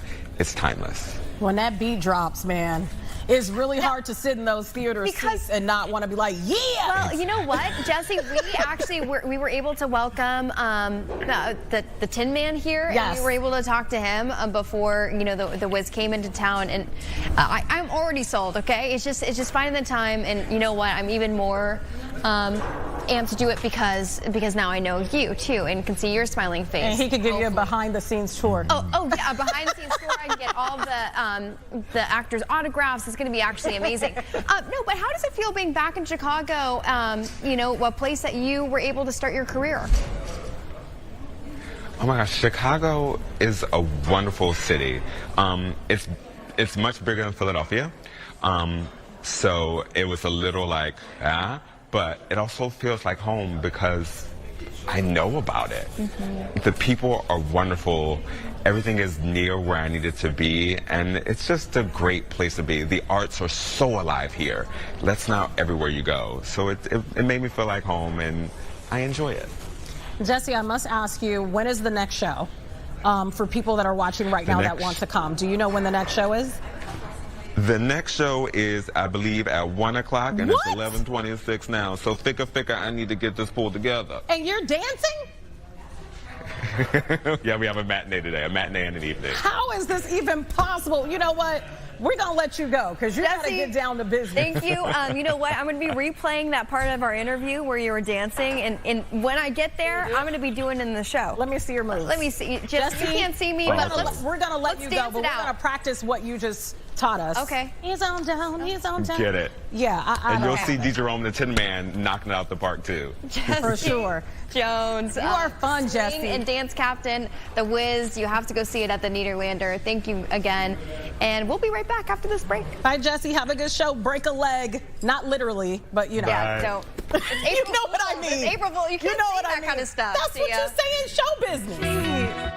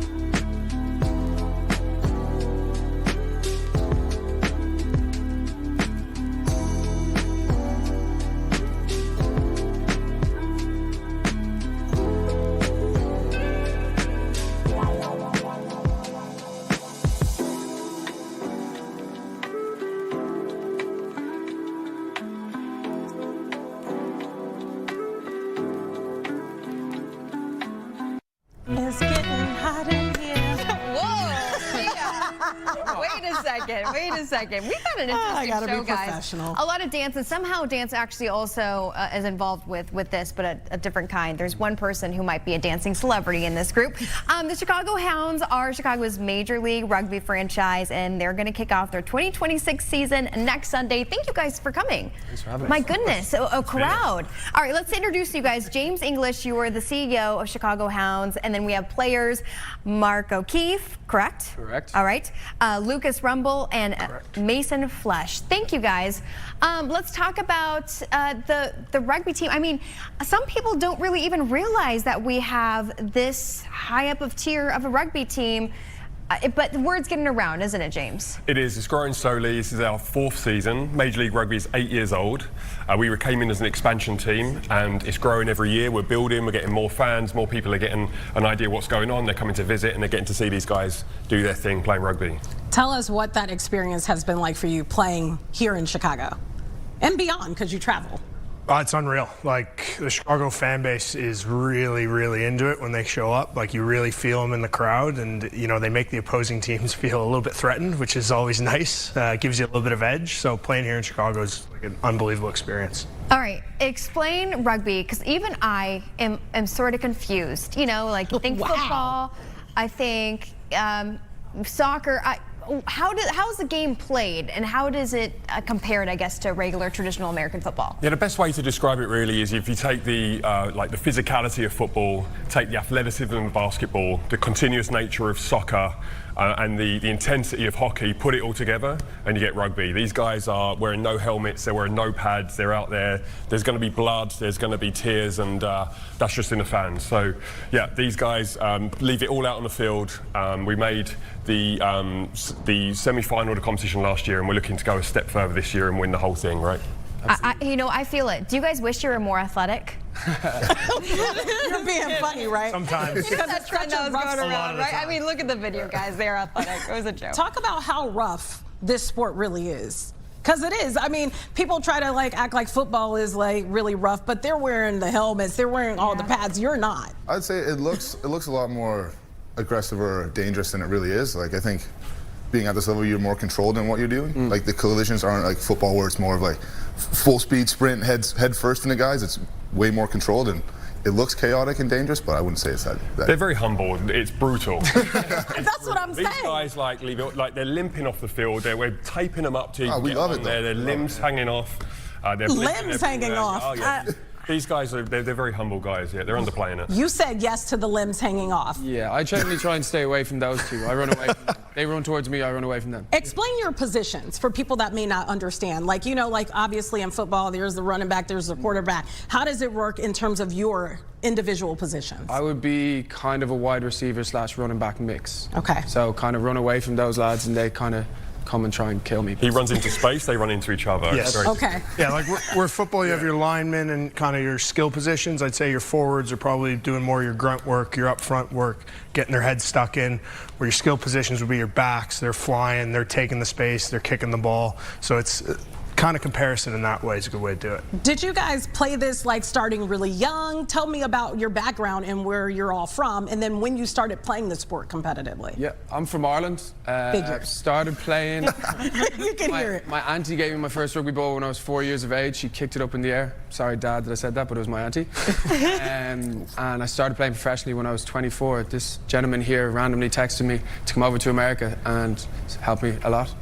Wow, making dreams come true, James. Over 8 years ago, I've never been able to get rid of it. How about you guys? Your start. We're both from Canada. We probably start in a similar way to like a lot of North American players. So American players, 13, 14, got into it in high school, then through club rugby, and then just kind of worked my way up through the national programs there, and eventually found myself down here playing in Chicago. You know, this is so cool, guys, because I know some people who've played it like just hobby on the side, maybe found some like community teams, but this is, you know, the big leagues, this is professional. But how does the U.S. really compare to a place like Ireland, to even Canada? Right. You know, you guys seem so much more advanced and have seen rugby for far longer. We didn't get to hear his story, by the way. You know what? I was the exact same as his. You know what? I didn't forget about you. I grew up an hour away from where he grew up. Oh, okay. Got it. These guys are underplaying it as well. Both these two guys play for Team Canada. Mark here plays for Team USA. So these guys will go to the next World Cup, represent their countries as part of what they're doing. The game is growing really fast here. And if you just use like the USA national team as an example of that, everyone knows someone who played rugby at college or in a social extent. But you know, to talk about how big rugby is globally, the last Rugby World Cup in Paris sold more tickets than the Olympics in Paris. It's huge. And in 2031 and 33, we actually bring into the World Cup to America for the first time ever. So that's really like our gold star. That's what we're working towards. And for these guys to get to play a World Cup in North America for the teams that they represent respectively is like a huge opportunity, right? They're so humble about it. You guys are. You know, it was exciting, and I wish I would have been able to go, but there was a rugby game not too long ago at Soldier Field, I think it was. Yep. Everyone I knew from Mount Greenwood, from Evergreen Park, was there. It was like the wildest day of the year. Yeah, we sold it out in 2 days, like 60,000 people in Soldier Field. It was a rematch of a game that played 8 years ago between Ireland and New Zealand. It was a huge occasion, and it just kind of goes to show that the interest is there, the demand is there. We just have to kind of keep growing it at grassroots and at the professional level with Major League Rugby. Yeah, I love that because, you know, in places like Chicago, kids grow up, they want to be basketball players, they want to be football players because that's what they see the most of. Do you feel like rugby has a long way to go in terms of really kind of getting into the inner city and getting into the minds of kids? Yeah, I mean, it's definitely grown a good bit. I actually have coaching kids up in Lake Zurich tonight, 60 of them. So, like, it's great to see the game grow from grassroots. I think that's where it has to grow. Yeah. Obviously, for me, I started playing when I was so young. I'm pretty sure in school I was 6 years of age when I fully started playing rugby. Obviously, in America, everyone, as you said, wants to play American football, basketball and stuff, but it's just about getting into the communities, like you said, getting into the high schools and starting early, because once you start playing, you fall in love with this game. I give it a couple years because I'm seeing more and more people that I know post on their stories that they're going to your guys' games, which is so exciting. Mark, I have to ask you a question because we've had a very dance-centric show, and I think I saw you actually busting some moves kind of on the side. You competed in, what is it, Dancing with Chicago Celebrities with our own pair of shots. Absolutely. What was that like? You know, going from a very rough, hard sport to dancing and showing the moves. Honestly, it was terrifying. Really? Why? I remember I showed up to Navy Pier to do like a warm-up, and there was like none of the guests. And then summer, my partner was like, get a grip, because there's 800 people coming in here in a second, so you gotta cop on, basically. And yeah, it's actually way worse than rugby, I found out. So. And I can't wait to see Mason and Lucas, you guys dance next year. He's doing it. Mason's in next year. Start dying laughing like, really? absolutely not. Look at him. Mason's oh my goodness. regularly across many of the dance floors of Chicago. Yeah, that's true. Keep an eye out for a nightclub. He said the club is different. So in terms of that, though, I want to go back to that. Had you danced prior to this, or this was like your first time, like really taking dance lessons and dancing? Maybe after a few Jamisons I've danced before, but never like that. It was amazing though. Like it was a good experience. Like I actually picked the dance of the tango because it's kind of cool, but I wouldn't have been able to do it without my dance partner Summer. She was great. He's going to stick to rugby though. Yeah. He's going to stick. Okay, that's good because I think the team also needs all of you guys. So don't try going chasing dancing careers. Let's talk about your like workout regimen. You guys are all, I'd say, fairly jacked, right? I mean, you guys have a lot of muscle. But like, what are you guys doing day to day to stay fit? To stay fit. So the day basically depends on when we played. The day after we played, we usually get off. We get a nice recovery day to, you know, relax, get all our muscles fixed, get all the injuries worked out. Then the next day, you're into the gym in the morning. You have meetings throughout the day, then you're onto the field. And that repeats for the next day, then we get another day off, and then repeats for the next 2 days. So you're in the gym probably 4 or 5 times a week, you're on the field 4 or 5 times a week, and then there's usually a game day on that Saturday or Sunday. How many games are in the 2026 season? We're going to be playing 10 games, 5 home, 5 away. There's 6 teams across Major League Rugby. We're playing our first game in Charlotte this weekend, and then our home opener is April 12th at SeatGeek Stadium. You guys do something that I wish other teams did, but I guess considering maybe it's not always smart for, at least in bigger capacity, but you allow like fans to come on the field afterwards. What is that like, meeting so many fans up close and personal? Do you get a lot of phone numbers that way? That's a question for it. No, but it's great to be able to connect with the fans after the game.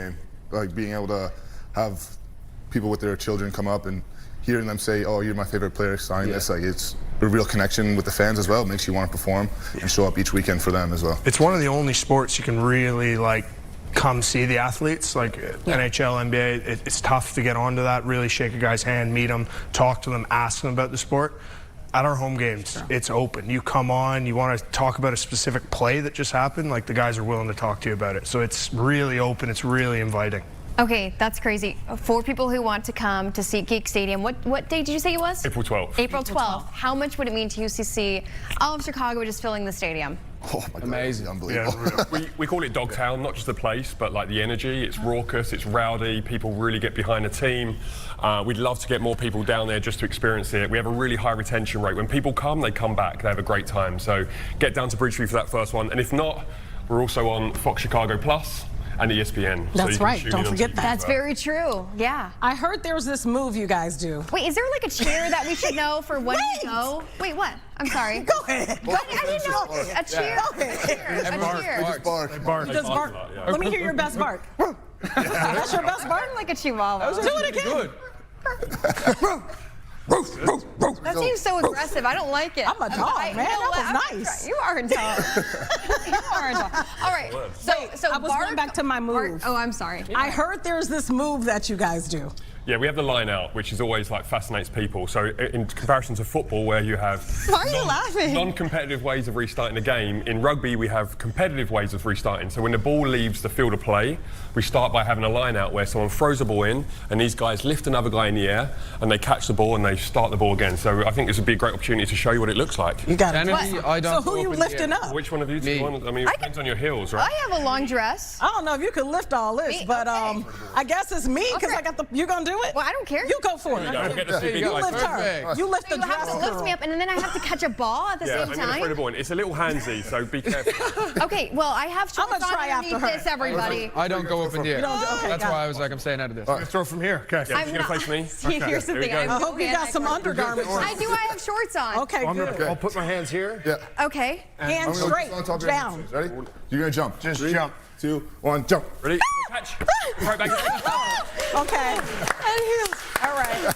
I don't know if they can lift me. Let's see. Can you lift this? Oh, wait. Terrible. I throw her the ball? Yeah, we're going to do it again. Okay. Here we go. So when she goes up, you're going to throw the ball in. All right. Why you give it to her? Give it to her. What do you mean? Got it. This is good. All right. On 3. Ready? 1. You guys ready to lift me? Jump. I gotta jump. Jump. Oh shit! Almost cut. I'll bring you down. Don't worry. That was bad. Oh.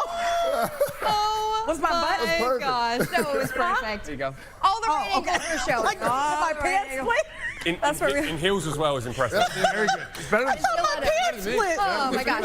Okay, the Chicago Hounds. Oh my God. Thank you guys so much for coming in. This was That was great. a lot. Again, April 12th is when you guys have the home opener. Correct. All right, and that's at SeatGeek Stadium. How excited. It's the accents. ChicagoHounds.com for tickets. You know, ladies, if you're watching, you gotta come check it out. Would you say that most of your team is single? Yeah, they are. Yeah. Yeah, okay, yeah. James You're is not gonna gonna admit it on TV, huh? These are the more Okay, unattractive smart. ones. That's smart. You played it smart. You played it smart. We'll be right back. That was fun.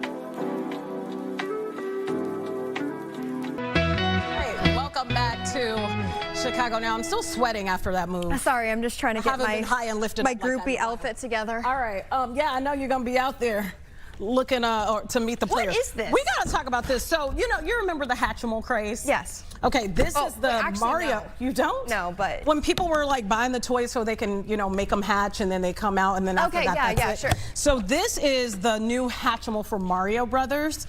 This one is Yoshi. They have other characters, and we want to see what happens when it hatches. Sometimes they make kind of like a real wonky noise, but I only get one try to do this. Okay. I kind of already read the instructions. Oh, you did? Okay, good for you because I have So not. you open the box. Step 1.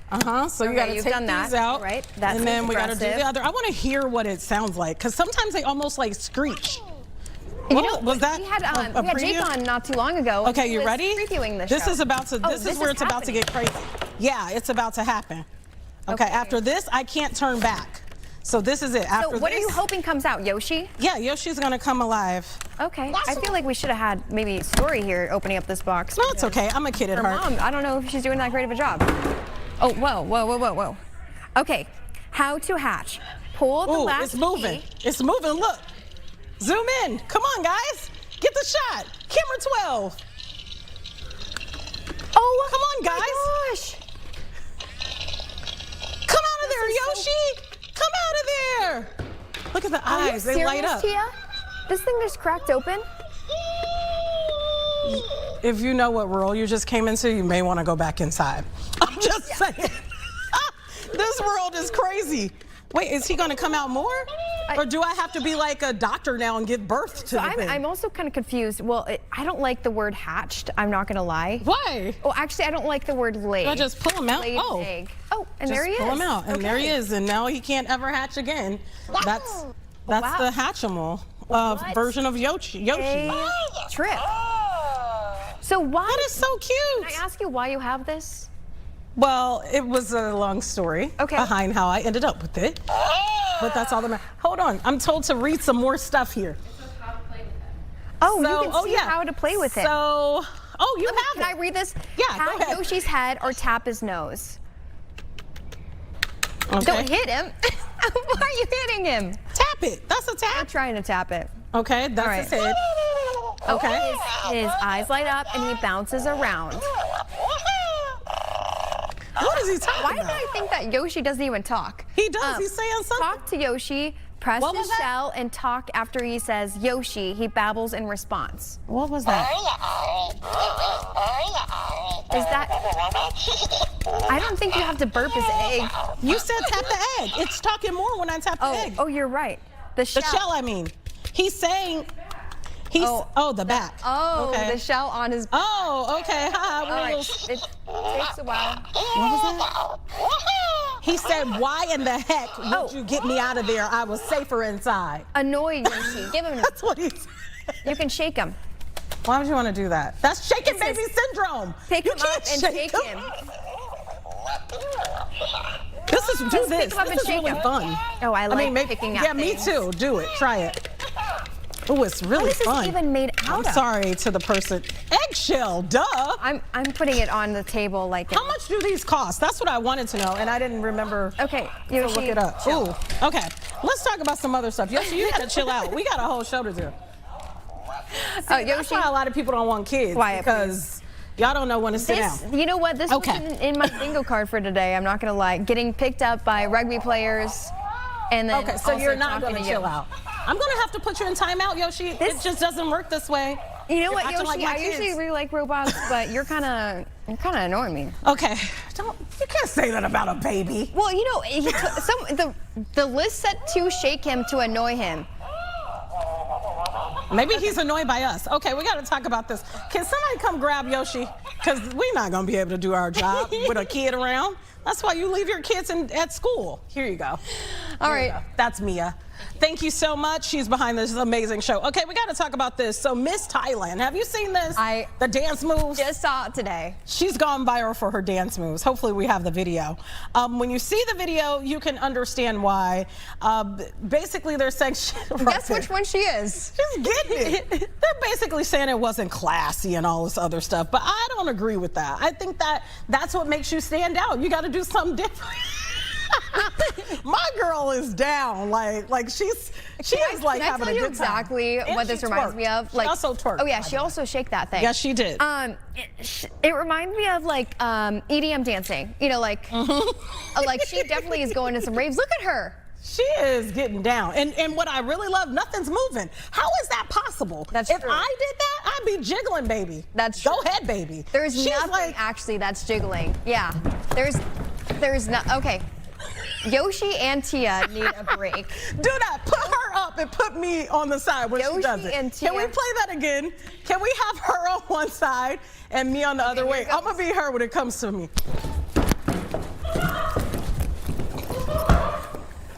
Let me try. That's fun. That'll let out some aggression. I need it to come back. There you go. Wait, you missed it. Oh, my word. That is not it. You got to get to one of these dance companies and take some classes. That is far from it.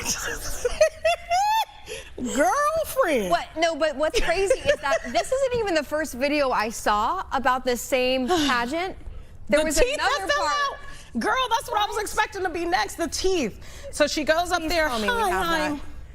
And then the front top, which must be a pop-in veneer. Right? Not the professionally done ones, pops right out of her mouth. While she's talking. This is the same event. This is the same event. So I didn't see that video. You saw the other one. I saw the other video, and so I read this and I said, something else happened? Yeah, the teeth fell out. If we pull it up, let us know. See this. Yeah, I would love to. Anyways, but the dancing was crazy, and I did not like some of the hate that I saw in the comments because I'm like, this girl's just getting down. And you know what? She actually stood out. She did stand out, and that's the whole point. It's either there. Okay, wait, we got the teeth. No, I think that was the Mario. This is the teeth. No. Okay, well. Is this the teeth? We will. They're looking for. We'll see if we can get the teeth. Here's what I will say about the teeth if we do pull it up, is like.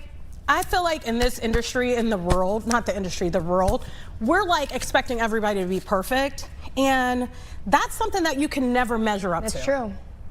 And I think that's unfair. The criticism that she's received is about, her teeth weren't great. Okay, great. A lot of people's teeth aren't great, and that's okay. And so for her to then be embarrassed about it and even feel like she had to go to that point to be perfect, I thought was bogus. No, it's sad. But you know what? She played it off like a true champ. You know what she did? She was talking. It came out. She popped them right back in. Later, her teeth weren't horrible. Did she also like put it back in? I don't know. It was popped back in, but her teeth weren't horrible to begin with. They just were not perfect like how a lot of people's teeth are because they've had work done. I'm kind of hoping almost that some of these other like national pageants that we see, that maybe there are some people that bust out a different kind of move, or like, what if they flip the script on all this stuff? I don't want it to be inappropriate. I don't want it to be inappropriate where like they use it as like a platform and kind of ruin everyone else's experience. But like, what's the harm of that? Like dancing a little bit different. Why not? It was a freestyle that they were supposed to do anyways. And why not allow what you would consider more regular people in some of these pageants? I think you get more people watching. The views would be up. That's true, actually. Here it is, right here. This is the incident. Oh yeah, here it is. And then she popped it back in later. And that's the way I would have done it. I would have just owned it, but... Oh no, I would have broke down crying. It actually looks worse in than out, in my opinion.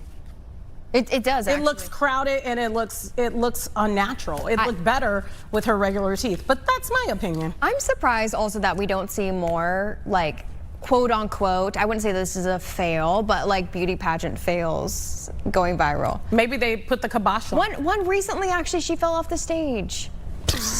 Why did you Wait, why are you laughing? I didn't mean to laugh, but it's the way you presented it. Because it was sad. She fell off the stage. I mean, that would make anybody laugh. That was the way you said it. The other ones, yeah, they're just like doing their cute little thing, and she's like... You're going to the Hounds game, I see? I am, yep.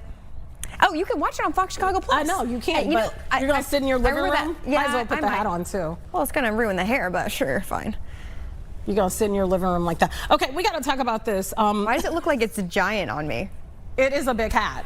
Okay, that's true. It's really big. So today is April Fool's Day, and a lot of people are like, Duncan, stop playing with us. What are you playing? They said that they're giving away 1,000,001 coffees today. Free coffees, hot or iced coffee. This is for reward members while supplies last. And people have been saying stop playing, but actually it's not a joke. And they're actually doing this year. So there you have it. So yeah, it is still not a joke. Have you ever had a really bad April Fool's joke played on you? No, not that I can think. Nobody yet has gotten me. Me either. You never? No, I wish I had a story to come back with, but I got nothing. But not really. Never. Today I said to Caitlin, like during GDC, like, oh, and we're expecting a lot of snow, and then I had to give it up right away. It actually really wasn't that funny. Maybe I should. I wish it were funny. Maybe I don't know. Sometimes I feel like this year it's kind of on the down low. Like no one's really realizing. But also I've been in this building the entire day, so it's not like I've been talking to a lot of folks. There is a very well-known DJ here in Chicago and a very well-known entrepreneur who is also a hairstylist. They created these videos leading up to April Fool's Day saying that they were having a baby. The entrepreneur is in her 50s, I think is what she came out and said. And then the DJ is just very well-known. Nobody assumed they were in a relationship because nobody knew, right? And turns out it's April Fool's. They did a whole baby shoot and video reveal, and it's April Fool's. Had everyone talking. The comments were lighting up. Smart. That's kind of smart. I don't know. Maybe it's dangerous. It's dangerous, right? It's very dangerous. It's dangerous. Yeah, I was gonna say that. You know, maybe I saw somebody post that they were going into a new career and all this, and then at the end it was April Fool's, and I was like, you can't play like that now. No. Because you never know what could happen. You should not be playing that you're about to go into a different career. You might not have that one at the end of the day. And I thought I wouldn't be playing like that. I would play with something that I feel like if it were to happen, I would be good if it really did happen in real life. Baby, not so much. Don't put a baby on me. I'm just saying, don't. I got enough. I got a kid already. Don't put a baby on me. Tia, it's always a joy ending my day with you. It is, especially being thrown in the air like a potato chip. Yeah, that was crazy. In my stilettos. I thought, and when everybody was over there looking at me, I thought for sure my pants split. They're already tight. And I'm like, oh my goodness, did my derriere just show on TV? I would have been mortified. And guess what? You wouldn't have known until after the show because these fools wouldn't have told you. No, but at least my pants are brown. All right, so well, I like the Chicago Hounds. I think I'm their #1 fan now, obviously. I think I got it going on. What's that look? Okay, they said what? Wait, what? Because I said at least my pants are brown. If my pants split, it would have all blended in because I'm brown. Stay with us for tomorrow's show. You never know what's going to happen. Stay safe, stay blessed, stay just happy.